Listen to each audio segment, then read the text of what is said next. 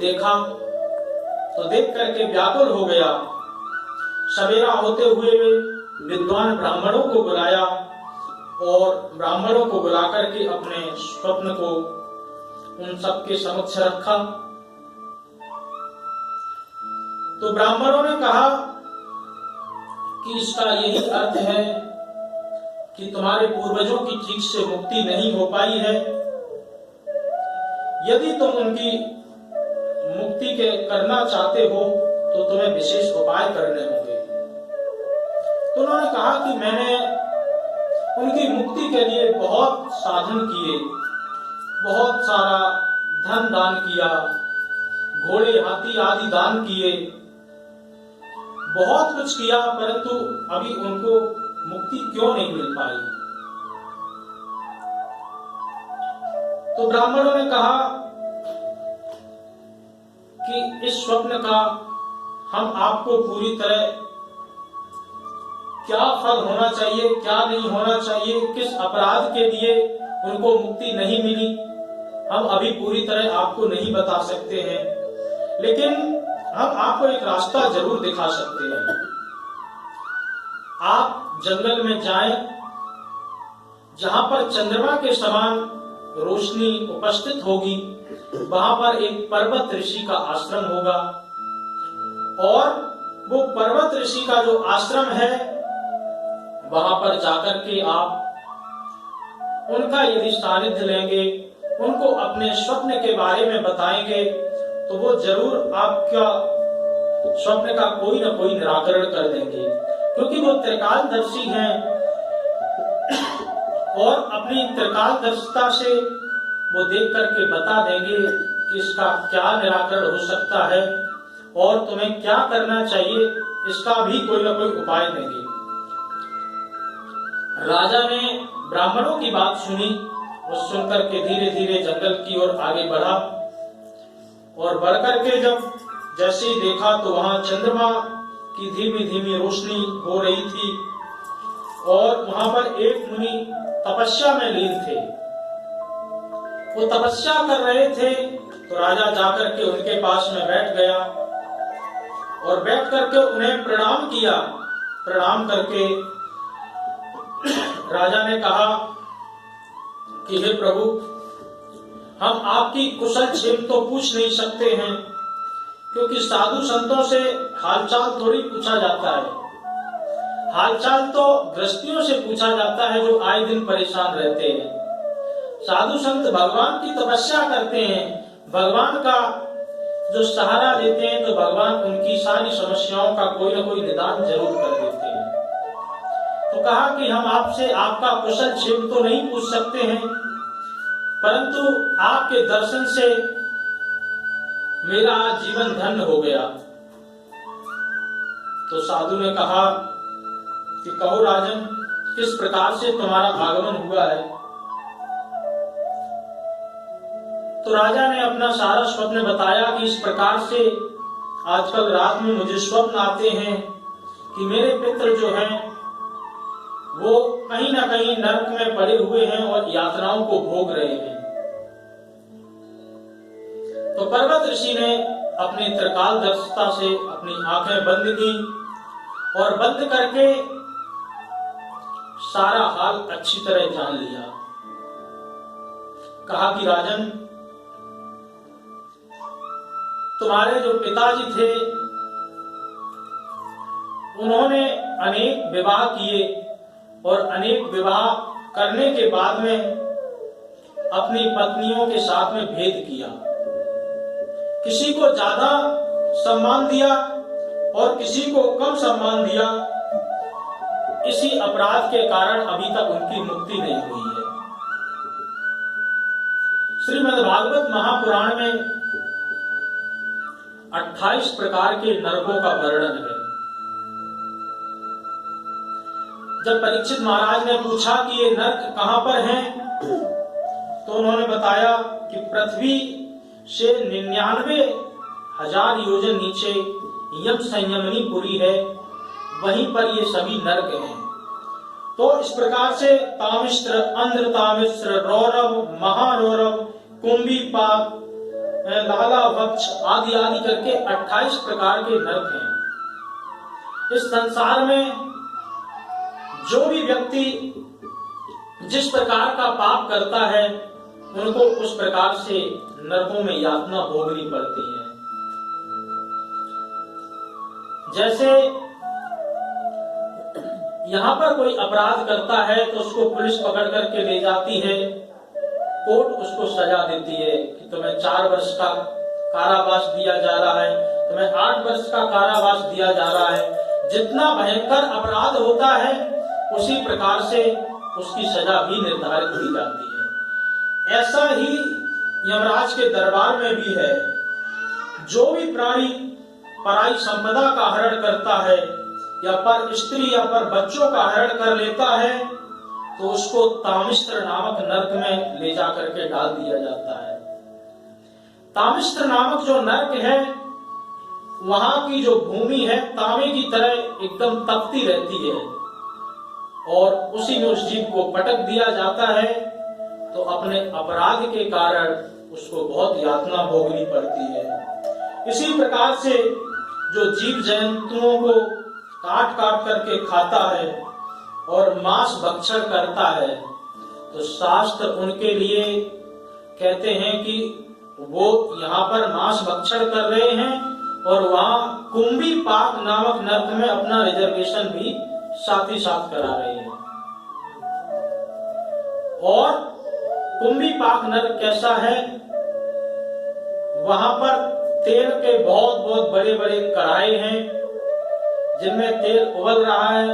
यहाँ जिस प्रकार से ये इसको फ्राई करके खाते हैं वैसे ही उनको वहां फ्राई होना पड़ता है। जैसा जो करेगा वैसा उसको फल भोगना ही पड़ेगा। तो वहां पर भी उनको यमदूत पकड़ करके ले जाते हैं कुंभी पाक नामक नरक में, जो बहुत बड़े बड़े कड़ाहों में तेल उबल रहा है उसमें जाकर के उनको डाल देते हैं। वो वहां पर बहुत कष्ट यातनाएं भोगते हैं। इसी प्रकार से जो व्यक्ति के घर में कोई अतिथि आए हों और उन अतिथियों का जो सम्मान नहीं करता है, उनको जो देख करके प्रसन्न नहीं होता है, उसको रौरव नरक में जाना पड़ता है। वहां पर बड़े बड़े गिद्ध बैठे हुए हैं और उनकी आंखों को नोच नोच करके खा लेते हैं।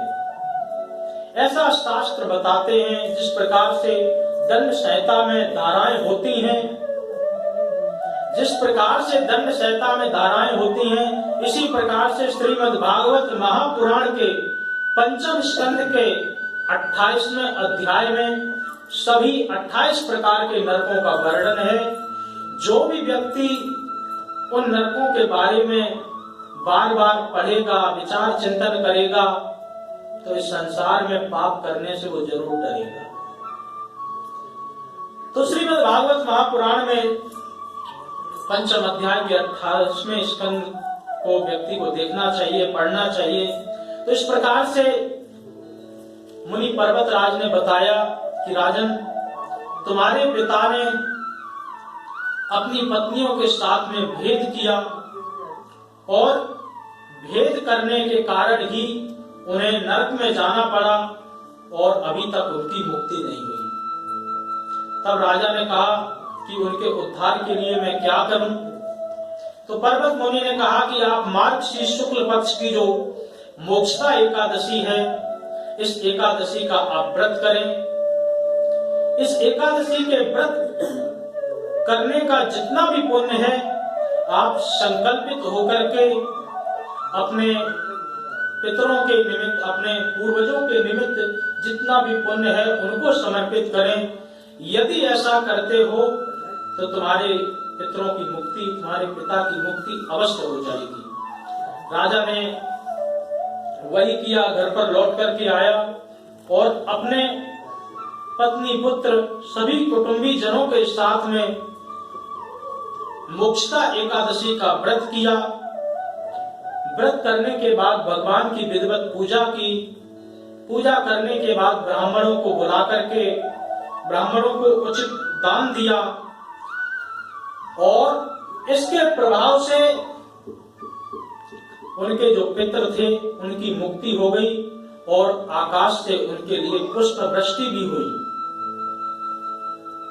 तो कहते हैं सूत जी, हे ऋषियों, श्री युधिष्ठिर जी महाराज को श्री भगवान कृष्ण ने ये जो उपदेश सुनाया है मोक्षदा एकादशी का, इसी उपदेश को या इसी कथा को जो भी व्यक्ति इस जीवन में श्रवण करता है या व्रत रखता है, श्रद्धा भाव से भगवान की पूजा करता है और परिपूर्ण विश्वास यदि परमात्मा पर है उसका, तो उसके संसार में जितने हुए पाप भी हैं उनको भी भस्म कर देते हैं और अंत में उनके पितर परपितर आदियों को मुक्ति प्राप्त होती है। व्रत करने वाला व्यक्ति सहज ही मोक्ष को प्राप्त हो जाता है। इसलिए प्रत्येक व्यक्ति एकादशी महारानी की शरण ले। एकादशी महारानी में वो सामर्थ्य है क्योंकि प्रत्येक एकादशी की कथा अलग अलग होती है और जितनी भी एकादशी हैं सब एकादशियों का कोई ना कोई विशेष महात्म्य है। इसीलिए अनादि काल से एकादशी चली आ रही है। तो प्रत्येक एकादशी का अलग अलग अपने में महात्म्य है।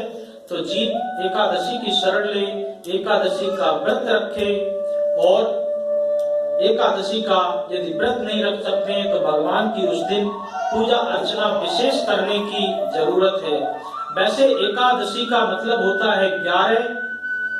एक आध्यात्म रूप से यदि देखा जाए तो 11 का मतलब है कि आपकी 5 कर्मेंद्रियां और 5 ज्ञानेंद्रियां तथा 1 मन आज के दिन कम से कम आपके अधीन होना चाहिए। यदि ये 11 आपके अधीन हैं तो फिर चित्त, मन, बुद्धि, अहंकार आदि ये सब आपके संयम में होंगे। जब ये सब आपके संयम में होंगे तो उस दिन आप अपराध करने से बच सकते हैं। इसलिए ज्यादा से ज्यादा भगवान की भक्ति में अपने मन को लगाएं। एकादशी महारानी की शरण लें। एकादशी महारानी की शरण लेने से जीव को सहज मुक्ति तो मिलती ही मिलती और साथ ही साथ इस जीवन में किए हुए पापों का भी धीरे धीरे क्षरण होता जाता है। बोल एकादशी महारानी की जय। गीता जयंती महोत्सव की जय। अम्बे मात की जय। जगदम्बे माता की जय। कृष्ण कन्हैया लाल की जय। राजा रामचंद्र भगवान की जय। पवन सुत हनुमान की जय। जय जय श्री राधे। जय जय श्री राधे। जय जय श्री राधे श्याम। आइए अब हम सब भगवान की आरती में सम्मिलित होते हैं। हरि ओम चंद्रमः सोजात सचो सूर्यो अजायत उत्तरादयश्च प्राणश्च मुखादगिरजायत। दीपो ज्योतिर्परब्रह्म। दीपो ज्योति जनार्दन। दीपो हरतु मे पापं। पूजा दीप नमोस्तुते। आइए सब लोग खड़े हो जाएं, भगवान की आरती में सम्मिलित हों।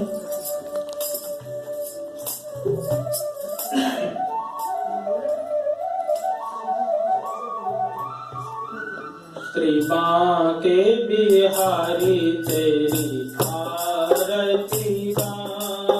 श्री बांके बिहारी तेरी आरती गाओ।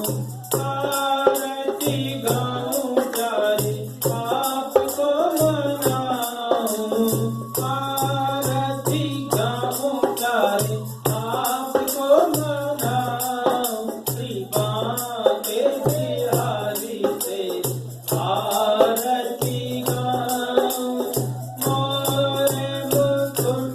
तेरे शीश सोहे, मोरे मुकुट तेरे शीश सोहे, प्यारी बंसी मेरो मन मोहे, प्यारी बंसी मेरो मन मोहे, एक छवि बल हारी में जाऊं, श्री बांके बिहारी से आरती गाऊं, चरणों से निकली है गंगा प्यारी, चरणों से निकली गंगा प्यारी, जिसने सारी दुनिया तारी, जिसने सारी दुनिया तारी, उन्हें चरणों में मैं शीश झुकाऊं, श्री बांके बिहारी तेरी आरती गाऊं, दास अनाथ के नाथ आप हो, दास अनाथ के नाथ आप हो, सुख दुख जीवन प्यारे साथ आप हो, सुख दुख जीवन प्यारे साथ आप हो, हरि चरणों के मैं दर्शन पाऊं, श्री बांके बिहारी तेरी आरती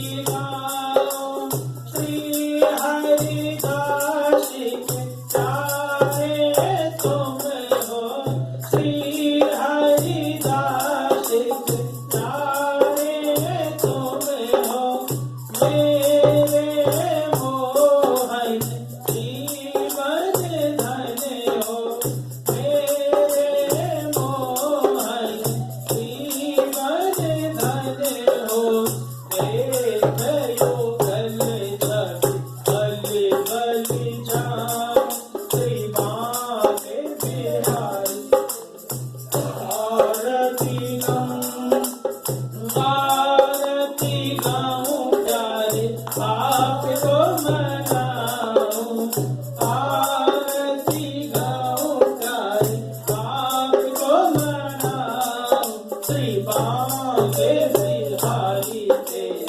आरती गाऊं, श्री कुंज बिहारी तेरी आरती गाऊं।